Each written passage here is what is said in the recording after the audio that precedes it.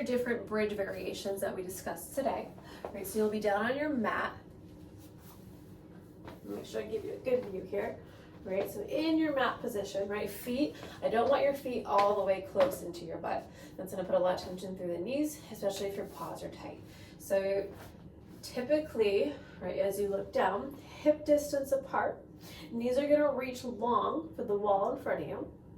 Crown of the head reaches long, but I don't want you to be tipped up into too much extension. So again, think of that marble, small chin tuck, hands are down by your side, or they're on your hip bones on the pelvis to make sure that you're staying level. As you're using your breath, so inhalation will help facilitate extension, exhalation will help facilitate spinal flexion. So to get set, I always say inhale through the nose.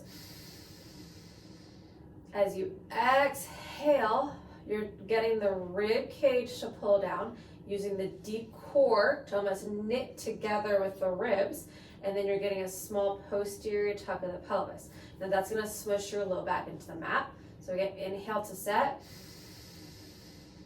Exhale, get rib cage to knit down, pelvis posteriorly tilts. You may feel a stretch in the low back. From there, you're gonna keep tucking, keep reaching tip of the tailbone long to the ceiling, and it's a scoop. So we're getting lumbar flexion. Again, hands either down by your side or on your pelvis. Knees keep reaching long. So you wanna keep thinking, right? Pulling rib cage, knitting down, abs are pulling wide. I don't want you sucking your belly button in. Glutes are angled up towards the ceiling. So I'm getting this tuck under. That's the posterior tilt. You're gonna keep the posterior tilt and segmentally bridge back down. Option always, we can use a little Pilates ball, a pillow, foam roller in between the knees to help facilitate more adduction or inner thigh muscles to help work. So again, tucking pelvis underneath, bridge up nice tall, keeping bra strap down on the mat, and I have a nice straight line from my knees to my hip bone into my shoulders. I'm not bridging all the way up onto my back or onto my shoulder blades. I'm using just the glutes, getting lumbar flexion, bridge up. For our single leg, right, variation or option, right, we have foam roller just so you have a visual cue here. So squeezing something in between the knees, adductors get to work, a little Pilates ball, a little pillow.